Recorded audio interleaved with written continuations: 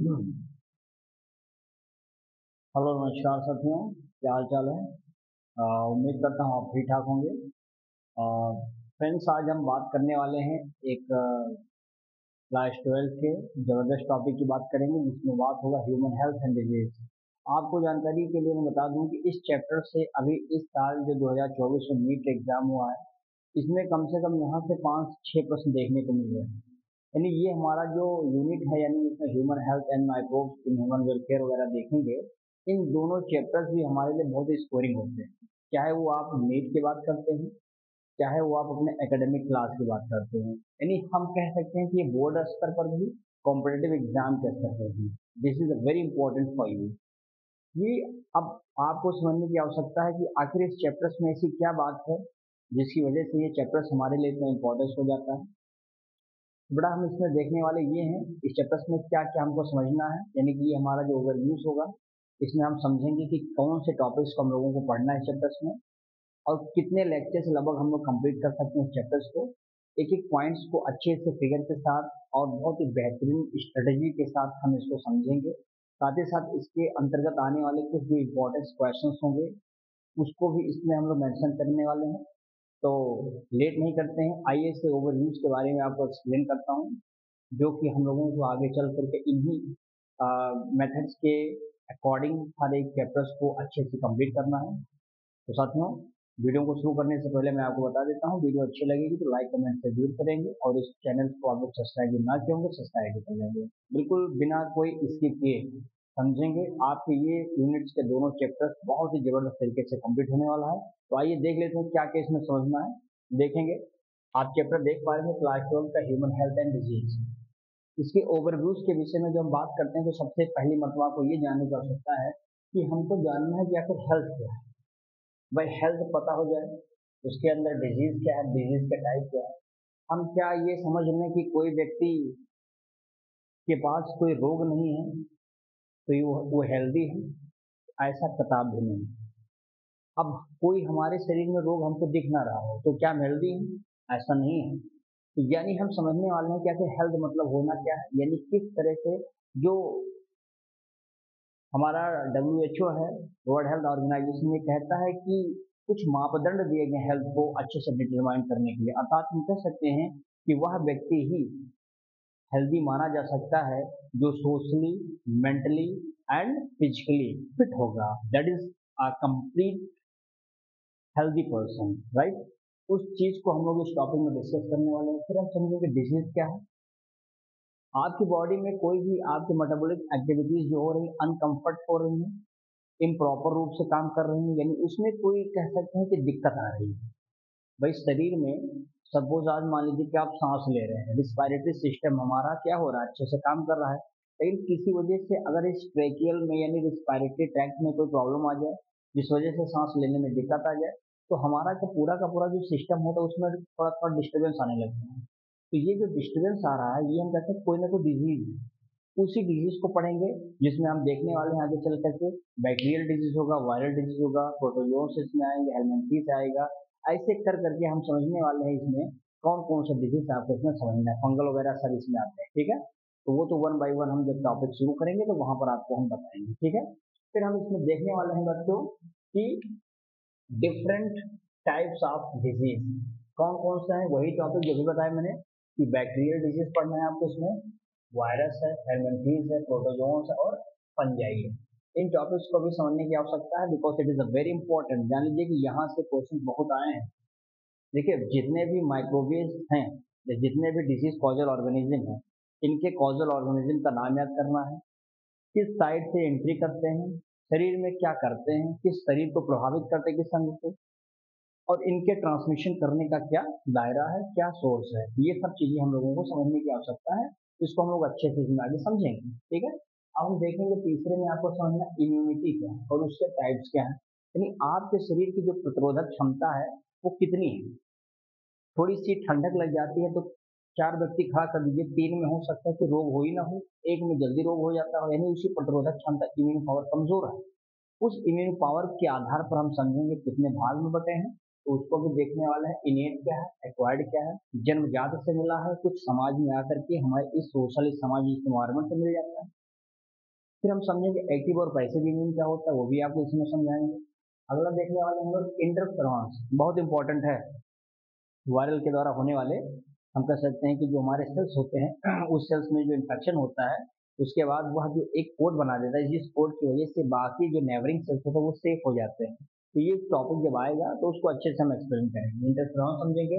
Antibody, जो humans के शरीर में आप जानते हैं वाई शेप का एंटीबॉडी होता है, जिसमें 2 लाइटर होते हैं और 2 हमारे हैवी वाले होते हैं एंटीबॉडी, ठीक है ना, टोटल 4।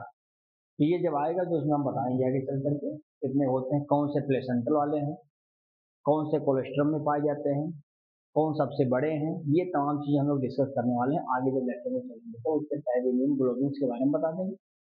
फिर समझेंगे इसमें कि लिम्फाइड सिस्टम क्या है। देखिए, एक ब्लड सिस्टम है, लेकिन अगर हमारे शरीर में ब्लड के अलावा अगर हम बात करते हैं दूसरा अगर कोई लिक्विड है तो उसका नाम है लिम्फ। उस लिम्फ के जो सिस्टम बन जाता है, इसमें लिम्फ वेसल्स होगा, लिम्फ नोड होगा, उसी में एलिफेंटियासिस एक डिजीज होता है, फिलेराइसिस, ये डिजीज भी लिम्फ नोड में हो जाता है। वो सब टॉपिक जब आएगा तब बात किया जाएगा। बहरहाल यहाँ पे बेटा ये समझना है कि लिम्फॉइड सिस्टम क्या होता है, लिम्फॉइड ऑर्गन क्या है, जैसे कि स्प्लीन क्या है, उसमें टॉन्सिल क्या है, ये सब जान लीजिएगा कि इसी में आते हैं। एड्स के बारे में समझना है, एड्स के स्टेटस के बारे में समझना है, ट्रांसमिशन क्या होता है, क्वाड इम्यूनोडेफिशिएंसी सिंड्रोम किसके द्वारा होता है, एचआईवी के द्वारा होता है, उस इम्यूनो वायरस को समझने की आवश्यकता है इसमें। उसके स्टेटस कैसे होते हैं, आखिर उसके वैक्सीन को अभी तक क्यों नहीं बनाया जा सकता है, क्या रीजन है। इस प्रकार से वो वायरस जब आता है तो अपने सेफ साइड को चेंज कर देता है बार बार, जिस वजह से हमारी बॉडी उसको आइडेंटिफाई नहीं कर पाती है, अर्थात हम लोग उसके रिस्पॉन्स में किसी प्रकार से दवा अभी तक क्रिएट नहीं कर पाए हैं, कंप्लीट रूप से परमानेंट क्योर अभी नहीं मिल पा रहा है, ठीक है। फिर समझेंगे सिम्टम क्या है, इसका ट्रांसमिशन क्या है, ये टॉपिक जब आता है तो उस पर डिस्कस करने वाले हैं। फिर हम बात कर लेंगे इसमें रेप्लिकेशन क्या है, किसका रेप्लिकेशन होगा, वही जो एचआईवी है कैसे वो आगे बढ़ता है, रेप्लिकेट करता है, उसका ट्रीटमेंट क्या है। कैंसर क्या है, यानी वो जीन कौन सा, आको जीन जिस वजह से कैंसर होता है, उसी को हम लोग समझने वाले हैं आकोलॉजिस्ट के अंदर में। टाइप क्या है ट्यूमर का, ट्यूमर भी 2 प्रकार के होते हैं, वही जो कैंसर चेंज होकर ट्यूमर के फॉर्म में आ जाता है, जब ब्रेन में ज्यादातर ट्यूमर ही होता है, कैंसर होने का चांस नहीं देता है। Tumour is a very small granule like structure which are the extra growth of the cell to form structure is called the tumour. अभी ट्यूमर भी 2 प्रकार के, एक तो बिनाइन है, मैलिग्नेंट है। बिनाइन आप जानते हैं थोड़ा सा आपको राहत देगा, लेकिन मैलिग्नेंट बड़ा घातक होता है। ये दोनों टाइप्स होंगे, जब आएगा तो इसके बारे में एक एक करके हम लोग एक्सप्लेन करने वाले हैं। फिर देखेंगे इसमें काज ऑफ द कैंसर, कौन करता है कैंसर, आकोजीन कहाँ पे है, कौन कौन से और इसमें रिस्पॉन्सिबल है फैक्टर एजेंट्स, उसके बारे में समझेंगे। इसका डायग्नोस क्या है, तरीका क्या है जानने की, वो भी समझेंगे।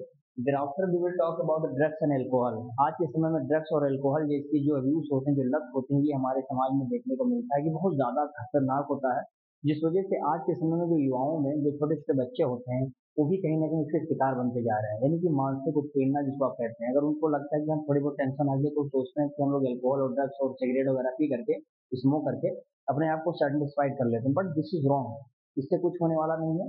उस चीज से बचने के लिए क्या तरीका है, कैसे हम इसको छुटकारा पा सकते हैं, क्या क्या इसमें आते हैं जिस वजह से ये आज के समाज के समय में एक कह सकते हैं कि एक कैंसर के रूप में आगे फैलता हुआ जा रहा है। आज के समय में हर 4 में 2 आपको मिलेंगे ऐसे जो इसका सेवन कर ही रहे हैं। तो उसको कैसे छुड़वाना है, उसके शिकार कौन कौन हो रहे हैं, क्यों हो रहे हैं, ये सारी बातें हम लोग समझेंगे एल्कोहल और ड्रग्स यूज के केस में। फिर हम इसमें समझ लेंगे बेटा कि जैसे इसमें देखेंगे एक्वाइड्स क्या है, मॉर्फिन क्या है, हीरोइन क्या है, ये सारी चीजें अलग अलग टाइप्स के इसमें आते हैं और समझेंगे हम लोग।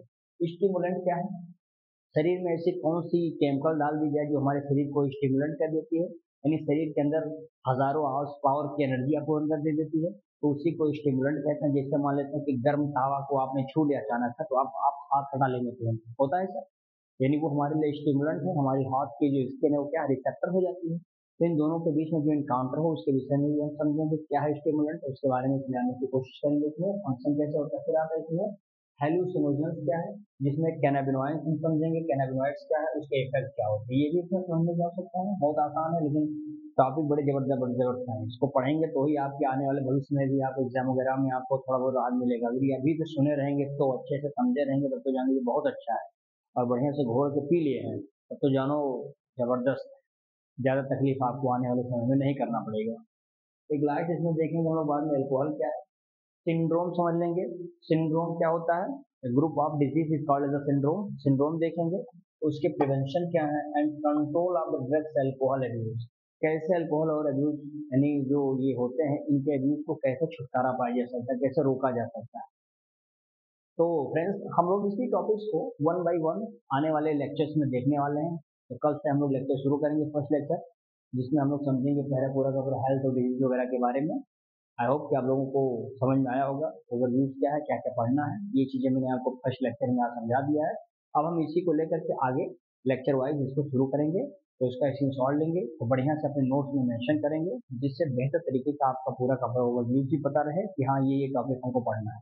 कोई भी टॉपिक्स आपको बाहर से नहीं मिल रहा होगा, जो आप ओवरव्यूज में देखते हैं सेम आपको वहाँ पर देखने को अवेलेबल होता है, मिलता भी है, और आप उसी आधार पर अपने आप को क्या करते हैं, प्रिपेयर भी कर सकते हैं, रेडी भी कर सकते हैं। क्लियर है?